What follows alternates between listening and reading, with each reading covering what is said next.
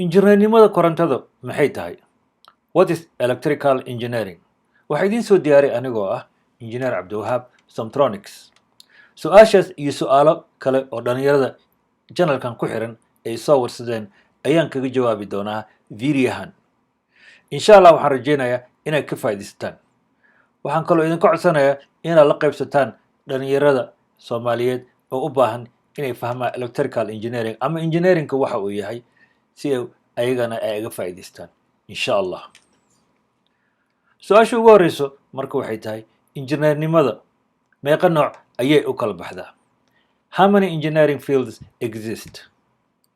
Su-aasha kalena waxay tahay injineernimada korontada maadooyinkee aasaas u ah? What are the basic subjects for electrical engineering? Insha Allah waxaan rajeynayaa su-aaladahaas iyo su-aalada kala badan inaan kaga jawaabo. Tan ugu horeyso injineernimada meeqay u kala baxdaa? How many engineering fields? Cilmiga engineeringka waa uu badan yahay. Waxaan ka soo qaadanayaa inta ugu muhiimsan oon isleeyahay dadku way ka faa'iidaysan karaan ama dhalinyarada way ka faa'iidaysan karaan. Tan ugu horeyso waxay tahay electrical engineering. Waxaa ku xigo electronic engineering. Waxaa kaloo ku xigo ayadana waxa loo yaqaano computer science engineering. Waxaa kaloo ku xigo wax la yiraahdo software engineering. Waxaa kaloo jiro ayadana wax la yiraahdo mechanical engineering, civil engineering, chemical engineering iyo biomedical engineering. Waxaa kaloo ayagana jiro injineernimo kale oo ayadana wadamada qaarkood oo hore u maray caanaga ah. Waxaa ka mid ah waxa la yiraahdo aerospace engineering oo ah cilmiga diyaaradaha iyo rocketska ku saabsan. Petroleum engineering oo asagana ku saabsan benziinka dhulka ku jiro sidii cilmigiisa loo baari lahaa ama loo baran lahaa. Waxaa kaloo jiro marine engineering oo ayadana ku takhasusa badda iyo mawjadaheeda sida ay u shaqeeyaan. Waxaa kaloo jiro wax la yiraahdo automotive engineering oo ku saabsan baabuurta. Waxaa kaloo jiro agriculture engineering oo ku saabsan cilmiga beeraha iyo information technology ayadana oo ah mid caan hadda ah oo dadku aad ay u isticmaalaan oo ku saabsan internetka iyo computeradana sida isugu xiran yihiin. iyo waxaa kaloo jirto ayadana wax la yiraahdo communication engineering oo ayadana aan kaga hadli doono qaybta dambe. Electrical engineering waa maado aad iyo aad u weyn ama fieldkaas waa field aad iyo aad u ballaaran. Insha Allah qaybaha dambe waxaan kaga hadli doonaa electronic engineering, computer science iyo software engineer ayadana waxaan rajeynayaa inaan mid kasta aan video usoo diyaariyo ayadoo ku xiran su-aalaha la isoo warsaday iyo ardada u baahan. Marka insha Allah hoos ku soo qor commentskaaga iyo wixii ay fikradaada ay kula tahay. Electrical engineerska shaqooyinkee ayay ka shaqeeyaan ama ay qabtaan? Sidaa la socotaan injineerada electricalka barta waxyaalo badan ayay ku takhasusaan ama ay ka shaqeeyaan. Waxay ka shaqeeyaan satellite communicationka waxa la dhaho oo ku saabsan cilmiga dayax gacmeedka oo cirka markii loo diro awood noo siiyey inaan communication ama aan wada hadalno annagoo joogno qaarado kala duwan. Waxaa ku shaqeeya internetka, waxaa ku shaqeeya waxa la yiraahdo global position ama GPS-ka waxaan dhahno. Waxaa kaloo ku shaqeeyo militariga xataa waa isticmaalaan diyaaradaha ayaga isduuliyo oo loo yaqaano drone-ka waxa ayagana ay isticmaalaan satellite-ka. Marka waa cilmi aad iyo aad maaragtay important u ah waqtiga hadda la joogo. Waxay kaloo ay ku shaqeeyaan waxa la yiraahdo wireless ama RF communication. Wireless-kan sidaa la socotaan waxaa ka mid ah telefoonada annaga aan isticmaalno oo sim card ku shaqeeyo. Waxaa ka mid ah 3G, 4G, 5G kulli cilmigaas oo dhan waxa ay ku shaqeeyaan waxa la yiraahdo wireless communication. Wireless-kaasna dad ayaa barta injineero ah oo ku takhasuso si ay u maamulaan ama u design gareeyaan aaladahaas. Waxaa ka mid ah bluetooth-ka oo aan isticmaalno. Waxaa ka mid ah wifi waxa loo yaqaano. Waxaa ka mid ah RFID wax la yiraahdo. Waxaa kaloo ka mid ah Zigbee iyo waxyaalo kale. Wax kasta oo network ku shaqeeyo waxay isticmaalaan wax la yiraahdo wireless ayay isticmaalaan. Marka cilmigaasna dad waxaa barta injineero ah oo ku takhasusay oo design gareeyo oo analyze gareeyo oo noqdo system engineersna noqdo.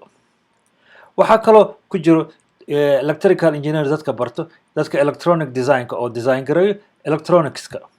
Waxay design gareeyaan circuit boards-ka design gareeyaan. Waxay kaloo ayagoo isticmaalaya schematic diagram ayay waxay isticmaalaan circuit-kaas ayagana waxay barteen electronics. waxaa kaloo jiro dadka ku takhasus waxa la yidhaahdo power ama high voltage systems waana dadka ka shaqeeyo korontada guriga noo timaado oo soo raacdo transmission lineska dadka injineeradaas waxaa loo yaqaanaa power engineers ama high voltage system engineers waxa ayna barteen cilmigaas electrica ayagoo ku takhasusay powerka sida transmissionkiisa u yahay transformerada sida u shaqeeyaan sida u balance garayn lahaayeen powerka waxyaalahaasoo dhan ayay ku shaqeeyaan iyo powerka distributionka mararka qaarkood waxaa dhacayso markii korontada aada loo isticmaalo waa in ay balance gareeyaan ay make sure sameeyaan maaragtay korontadaas in aysan overload aysan sameyn aysan go-in marka ayagana dad waxaa bartay injineero ah oo ku takhasusay cilmiga waxaa kaloo jiro injineero ayagana bartay waxa la yihahdo solar energy-ga ama wind powerka solar energy-ga sidaa la socotaan waa tamarta aan ka helno qoraxda wind powerna sidoo kale waa tamarta aan ka helno hawada cilmigaas ayay barteen ayagana waxayna design gareeyaan systemadaas oo kale waxaa kaloo dad bartay ayagana waxa la yidhaahdo global position oo ah GPS-ka oo ku dhisan asagana sidii aan u ogaan lahayn meesha hadba aan joogno adduunka aan ka saaranahay ayuu wuxuuna siinayaa waxa la yidhaahdo latitude-ka iyo longitude-ka iyo altitude-ka ayuuna siinayaa si aan u ogaano meeshaan joogno kaana waxa uu ku dhisan yahay sidii hore aan usoo sheegay satalaadyo ayuu ku dhisan yahay satalaadyadaas oo noo sheegayo meesha hadba aan joogno si telefonkeena markii aan isticmaalayno uu noo tuso meesha hadba aan u soconno iyo meesha hadba aan joogno marka dad ayaa bartay waxa la yidhaahdo global positionist engineer anigaga idinla hadlayo muddo badan ayaan kasoo shaqeeyay global position waxaa kaloo jiro waxa la yidhaahdo instrumentation taas oo ah cilmiga ku saabsan sida u control lahayd sensorska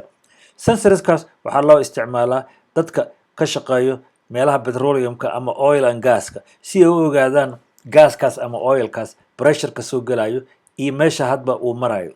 waxaa kaloo ka mid ah meelaha biyaha wasaqda lagu treat gareeyo oo magaalooyinka waaweyn ay qabaan waxaa ka mid ah shirkadaha soo saaro foodka ama cuntada soo saaro ayaa kulle waxay isticmaalaan sensors si ay u ogaadaan marxaladda markaa ay ku jiraan waxa ay ka shaqaynayaan waxaa kaloo jiro cilmi dadku bartay digital signal processing oo aniga aan ku qaatay master aan ku qaatay asagana waa cilmi aada iyo aada important u ah cilmigaas oo loo isticmaalo asagana anything oo ku shaqeeyo communication ku shaqeeyo wuxuu isticmaalaa waxa la yidhaahdo signal processing masalanba tusaalahan haddaan soo qaadano circuitkan waxa uuna tusayaa input signal cod ayaa soo gelaya microphoneka marka wuxuu isticmaalaya waxa la yihahdo analog to digital wixii analoga ahaa ayuu wuxuu u bedelayaa digital marka wuxuu isticmaalaya digital signal processing kaas oo u bedelaya digital oo markaa sameynaya filtering iyo waxyaalo badan marka ayuu haddana wuxuu u bedelayaa digital to analog ka marka systemada saas oo kale ah waxaa leeyahay cilmi la barto oo asagana ku dhisan xisaab aada u badan oo la yidhaahdo fast fourier marka asagana dad ayaa barto oo ku shaqeeyo waa cilmi muhiim ah oo waxyaalo badan loo isticmaalo waxaa kamid ah teleefonadeena oo vocorisk waxa la yihahdo waxaa kamid ah teleefonada waxyaalo badan ayaa loo isticmaala waxaa kaloo jira waxa la yihahdo control engineering cilmigaas oo ku takhasusa dadka bartay ay bartaan sensorska iyo robotska iyo medicalka waxyaalaha sida ay loo control lahaa ama siday u shaqeeyaan tusaale ahaan haddaan kasoo qaadano diyaaradda aan kasoo qaadano diyaaradda waxaa ku jiro intaasoo kun oo waxaa ku jiro sensors ah sensorskaas oo cabirayo diyaaradda hadba meesha ay marayso baalasha meesha ay taagan yihiin injinka quwadiisa directionka waxyaalahaasoo dhan waxaa ku jiro GPS waxyaalahaasoo dhan waxay isticmaalaan wax la yihahdo sensors sensorskaas marka wuxuu u baahan yahay qof engineer ah oo design gareeyo oo maaragtay sida u shaqeeyaanna saxo waxaa kaloo ka mid dadka bartay controlka waxay ka shaqeeyaan robotka oo loo isticmaalo warshadaha baabuurta soo saaro kuwa cuntada sameeyo waxyaalahaas oo dhan waxay isticmaalaan robots waxaa kaloo ayadana loo isticmaalaa medicalka markii qofka laga qaadayo MRI oo kale magnetic resonance laga qaadayo machine ayaa la geliyaa machiinkaas wuxuu leeyahay control system oo ogaana qofka hadba meesha uu joogo systemka marka uu ku jiro kana qaadayo image ama ka qaadayo masawir marka ayadana waxaasoo dhan waxaa ka shaqeeyo injineerada la yidhaahdo control system engineers maadooyinkee aan u baahnay inaan qaato dugsiga sare what courses I need in my high school waxaa u baahan tahay xisaabta waa important engineeringka marka algebra 1 algebra 2 geometry trigonometry waa important courses oo u baahan tahay high schoolka markaad dhiganayso inaad si fiican u fahamto ama aad si fiican ugu baasto waxaa kaloo u baahan tahay pre-calculus iyo calculus oo iskoolaadka qaarkood laga dhigo laakiin important ma aha sababtoo ah sanadka ugu horeeya markaad jaamacadda aadayso ayaad ku qaadan doontaa laakiin haddii aad sii qaadato way ku fududaynaysaa koorsooyinkaas in aad ku wanaagsanaato waxaa kaloo u baahan tahay cilmiga physical science la yidhaahdo haddii lagu qaato high schoolka waxaa u baahan tahay chemistryga inaad high schoolka kusoo qaadato ama xataa adiga aad isbarto waxaa kaloo u baahan tahay physicska iyadana inaad ku fiican tahay tan kale haddii aad ku aadayso engineeringka englishkana ayadana important waa englishka inaad akrin karto ama aad qori karto sababtana waxay tahay buwaagta ugu fiican oo adduunka oo engineeringka waxaa lagu qoraa english marka fahamkeeda important waa inaad fahmi karto maxay ku kala duwan yihiin college iyo university jaamacadda iyo collegeka maxay ku kala duwan yihiin collegeka waa 2 sano ilaa 4 sano keliya ayaa iskoolka uu u furan yahay jaamacadda ilaa aqoonta sare oo waxaad ku qaadanaysaa bachelor of science master iyo phd collegeka ardayda cabirkeeda waa yar yihiin oo classeska waa small size waa yar yihiin jaamacadda ardayda dhigato waa arday tiro badan oo galaaskii waxaa laga yaabaa inay qaadato 100 qof ee hal mar hal galaas ka qaataan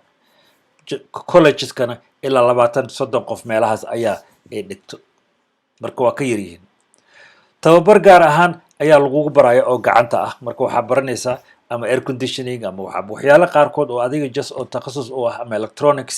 ayaa ku takhasusaysaa ama 2 sano ama 4 sano jaamacadda waxaad aadi kartaa fursad waxay helaysaa cilmi baaris aad ku hayso si research aad u samayso waxaad ku aadi kartaa master qaadan kartaa phd ayaa qaadan kartaa macallin noqon kartaa marka waa ay ka duwan tahay university marka su-aasha kale waxay tahay electrical engineeringka ama engineeringka korontada maadooyinkii aasaas oo ah tan ugu horeyso waxaa important ah mathka sida hore aan usoo sheegay pre algebra elective ahaan ayaa u qaadan kartaa oo dugsiga sare ayaa kusoo qaadan kartaa waxaa u baahan tahay inaad qaadato calculus 1 calculus 2 iyo calculus 3 waxaa kaloo ayadana aad ku qaadan doontaa jaamacadda waxa la yidhahdo introduction to differential equation oo ayadana important ah markii saddexdaa course aad qaadato jaamacadaha qaarkood oo engineeringka way kala duwan yihiin qaar waxay dhigaan calculus 1 iyo calculus 2 oo calculus 3 uma baahnid waxaa qaadan kartaa introduction to differential equation ama xataa waxaa qaadan kartaa discrete math waxa la yidhahdo marka intaasoo math ayaad la kulmi doontaa markaad aadayso jaamacadda engineeringka waxaa kaloo aad la kulmi doontaa physics inaad qaadato oo ah physics 1 iyo physics 2 labaduna waxay leeyihiin lab ayaa la aadaa oo 1 saac ama 2 saac ah oo aad wixii hadba aad kusoo qaadato fikrad ahaan aad kusoo qaadato physicska aad ku samayn doonta labka marka taana ku talagal markaa jaamacadda engineeringka aad aadi doonto physics 1 haddaan wax yar ka taataabto maxaad ku baranaysaa waxaad ku baranaysaa cabarka waxaad ku baranaysaa dhaqdhaqaaqa motionka oo 1 dimension ah waxaad baranaysaa vectorska waxa la yidhaahdo waxaad baranaysaa force iyo motion quwadda iyo tamarta waxyaala saas oo kale ah waxaad baran doontaa waxa la yidhahdo kinetic energy waxyaalo badan ayaa ku arki doonta oo physics 1 ku dhisan marka ku talagal physics 2 wax yar waa uu ka duwan yahay waxaad ku qaadanaysaa waxa la yidhahdo fluidska thermodynamicska waxa la yidhahdo electric charge iyo sida u shaqeeyaan circuitska ayaa ku qaadanaysaa ay ka mid yihiin resistorskii parallel resistor series resistor waxyaalahaas oo dhan waxaa kaloo ku arki doontaa magnetic forceka magnetic fieldka iyo Faraday laws waxyaalahaas oo dhan ayaad ku arki doontaa tan kale waxaa baran doontaa electromagnetic waveska sida u shaqeeyaan sida interference ay ugu sameeyaan waxyaalaha kale waxyaalahaas oo dhan iyo quantum physics ayaad ku qaadan doontaa physics 2 chemistryga waxaad ku qaadan doontaa chemistry 1 iyo chemistry 2 oo ayagana mid walba uu leeyahay lab oo markii aad galaaska soo dhamayso aad ku aadi doonto lab si aad wixii aadba soo baratay aad u isticmaasho marka taana ku talagal chemistry 1 and 2 haddaan just waxa kasoo qaato sidoo kale ayagana waxaa baranaysa measurementga matterka intay u kala baxdo waxaa baran doontaa chemical reaction sida u calculate garan lahayd waxa la yihahdo mole concept waxaa baranaysaa sida balance ugu sameyn lahayd equationska atomic structure periodic tableska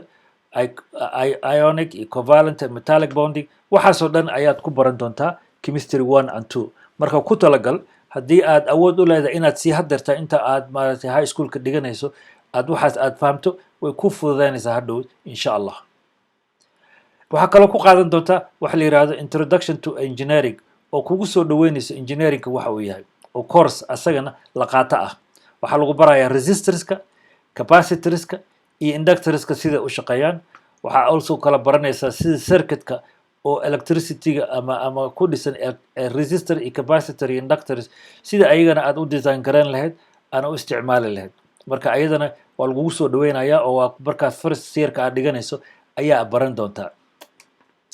in the electronicska qaybtiisa waxaa baran doontaa sanadka ugu horeeya waxaa baran doontaa electronicska deviceska ay kamid yihiin transistorka thyristorka ay kamid yihiin FET-gas waxaa kamid ah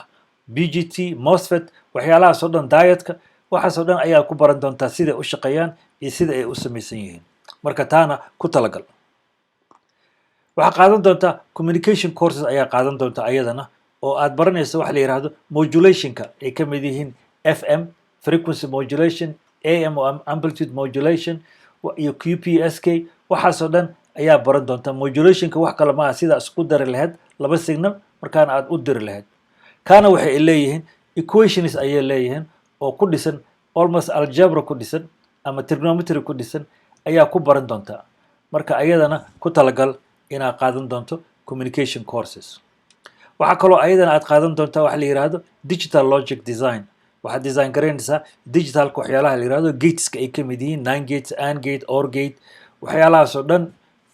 half error full error all of that stuff ayaad ku qaadan doontaa insha allah engineeringka asagana marka ku talagal taasna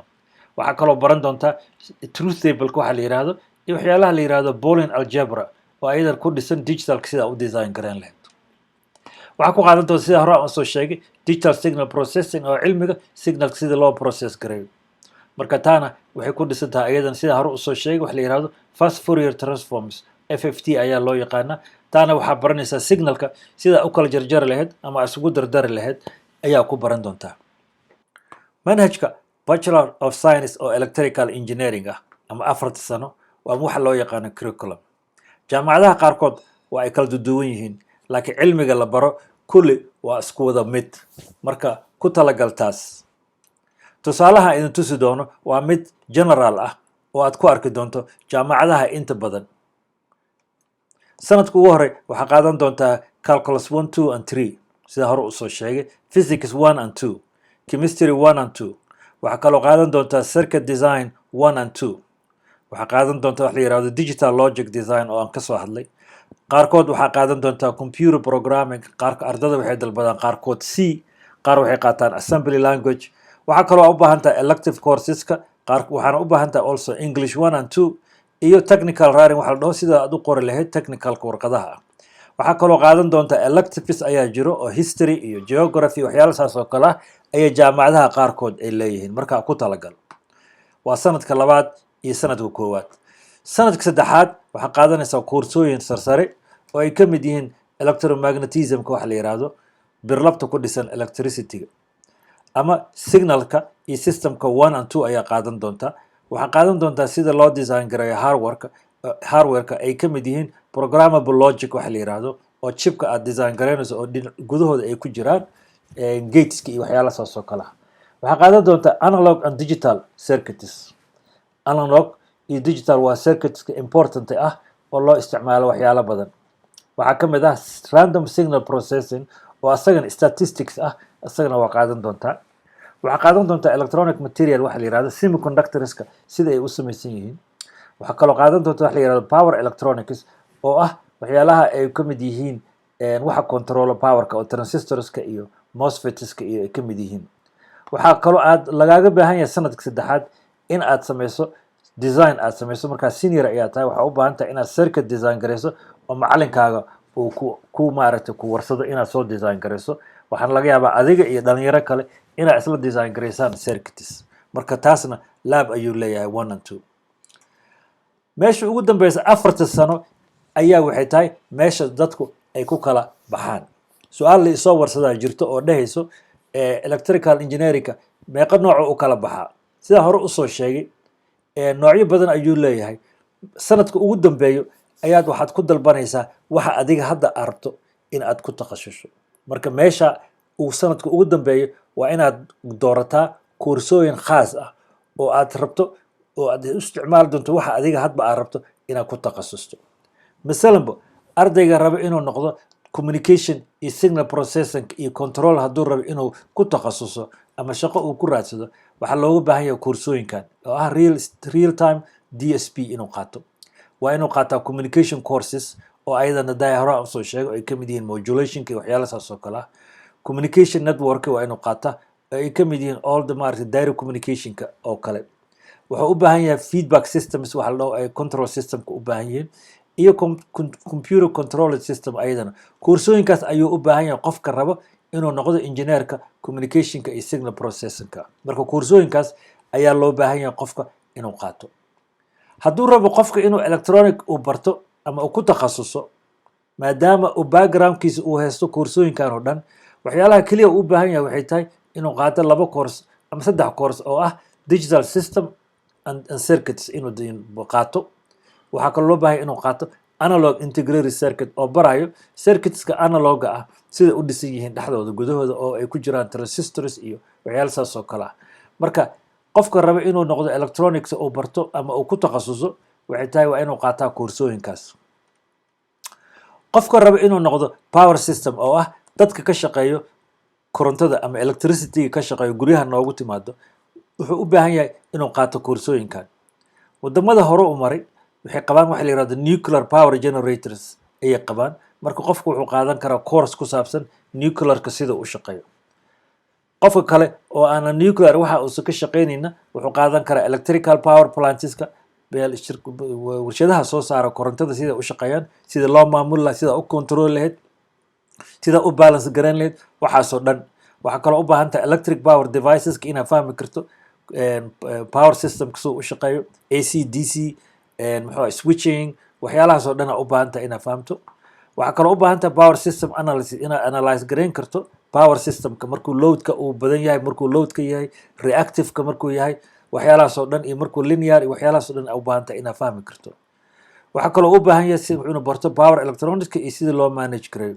iyo electrical machinery oo ah mashiinada soo saaro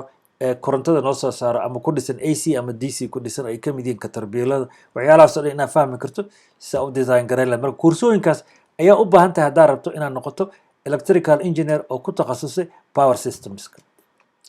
haddii aad rabto computer inaad ku takhasusto computer engineering dadka waxaa waaye computerka design gareeyo circuit boardskooda iyo waxyaalahaas oo kale ayadana waxaa u baahan tahay inaad qaadato real time DSP oo ah coursekii lagu qaadanayo communicationka